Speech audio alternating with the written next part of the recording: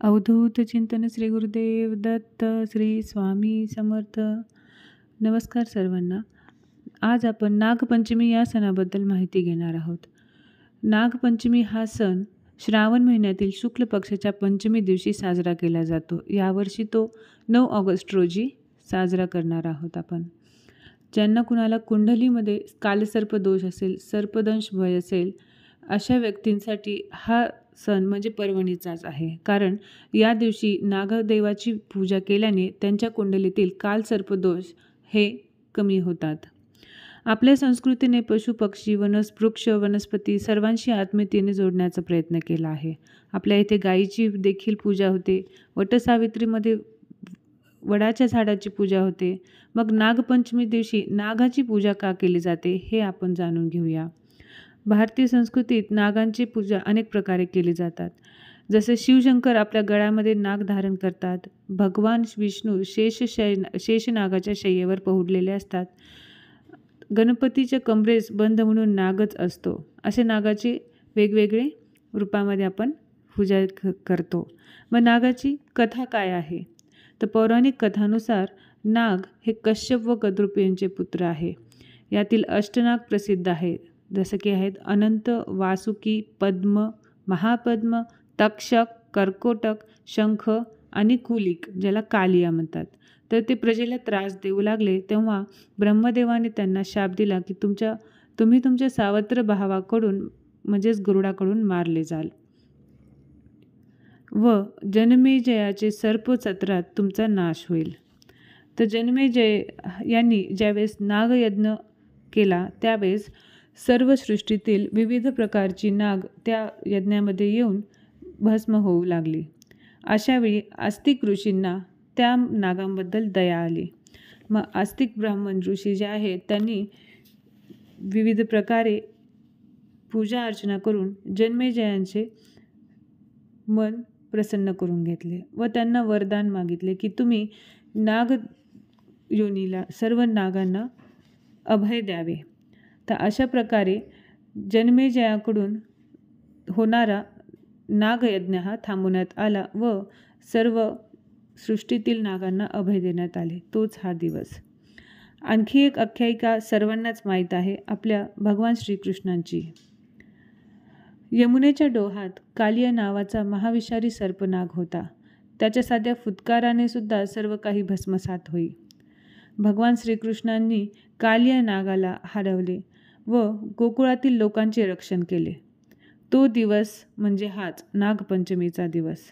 नागपंचमीचा दिवस भगवान श्रीकृष्णाच्या कालिया नागावरील विजयाचा प्रतीक दिवस म्हणून देखील साजरा करतात. तेव्हापासून लोक नागाची पूजा करून त्यास लाह्या व दूध अर्पण करू लागले. या दिवशी नागदेवतेबरोबरच श्रीकृष्णाची, भगवान विष्णूची आणि महादेवाची देखील पूजा करतात. चला तर मग पाहूया या दिवशी काय काय करू नये. या दिवशी चुलीवर तवा ठेवू नये, विळीने काही चिरू नये, तळण तळू नये, सुईमध्ये धागा विणू नये किंवा शिवणकाम देखील या दिवशी करू नये. या दिवशी हा सण कसा साजरा केला जातो तर ते पाहूया. तर या दिवशी पाटावर नागोबाची रांगोळी काढून नागाची पूजा करतात किंवा तुम्ही घराच्या बाहेर मेन गेटच्या बाहेर शेण, गोबर किंवा मातीचंही नागाची प्रतिकृती तयार करू शकता आणि तिथे त्याची पूजा करू शकता. पूजेच्या वेळी त्यांना गंध, अक्षता, फुलं वाहायची, त्यांची आरती करायची आणि त्यांना दुधाने स्नान घालायचे असते. आजकाल काही जण नागांना दूध प्यायला देतात तर ते खूप चुकीचं आहे. म्हणजेच दूध हे नागाने जर पिले तर ते नागाचे पाचनक्रिया बिघडवू शकते. आजकाल दुधामध्ये भेसळ वगैरे असतात आणि नागाची पाचनक्रिया बिघडून नागाला त्रास होऊन नागाचा मृत्यू देखील होऊ शकतो. तर कृपया नागाला कुणीही दूध पाजू नये जेणेकरून नागाला त्रास होऊ नये, नाहीतर सर्प हत्येचा दोष लागू शकतो. शास्त्रामध्ये नागाला दुधाने स्नान घालण्याचे सांगितलेले आहे. जसं की अभिषेक, आपण वेगवेगळ्या देवांना दुधाचा अभिषेक करतो. महादेवांना दुधाचा अभिषेक प्रिय आहे. तसेच नागदेवांना देखील दुधाचा अभिषेक म्हणून स्नान घालायचे असते व लाह्या वाहायच्या असतात.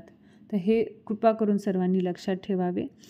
आणि नंतर पूजेच्या वेळी म्हणायचा एक मंत्र आहे, तो आहे अनंतादि नागेभ्यो नमः.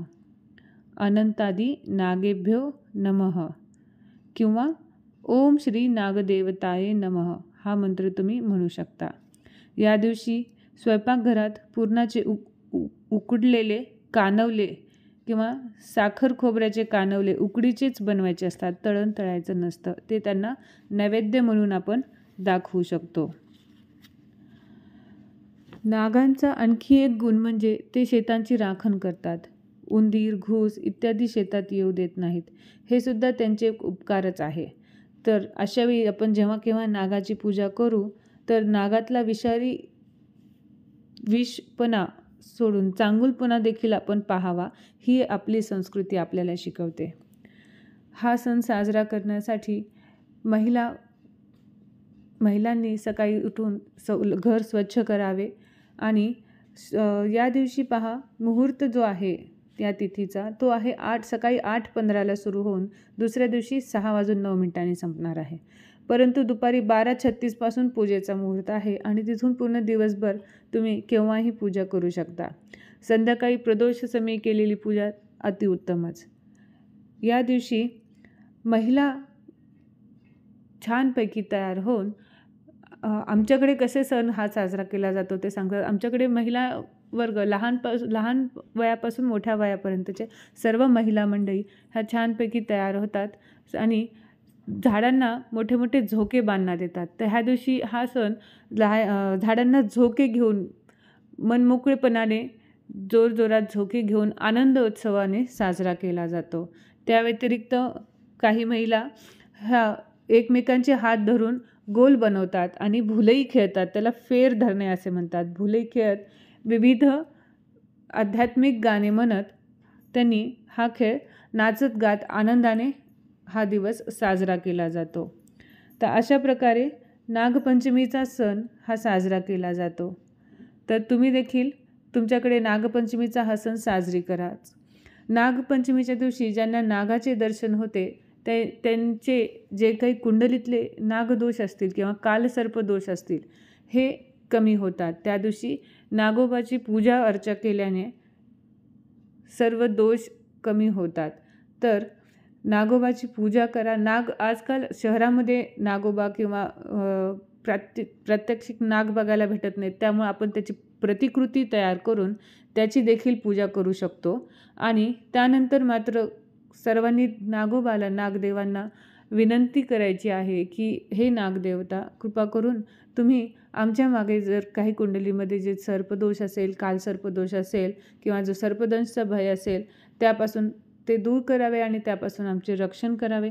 आणि या व्यतिरिक्त तुमच्या ज्या काही मागण्या असतील त्या देखील तुम्ही मागू शकतात. कारण हा नागदेवता जो आहे तो आपल्या भगवान शंकराच्या गळ्यात आहे. भगवान शंकरांना प्रसन्न करण्यासाठी देखील आपण नागदेवताकडे आपली मागणी मागू शकतो.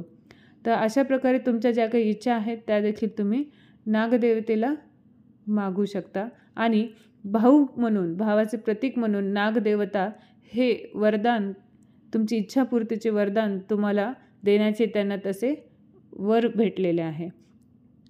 तर अशा प्रकारे नागपंचमी सर्वांनी साजरी करावी. झालेली सेवा स्वामीचरणी अर्पण करते.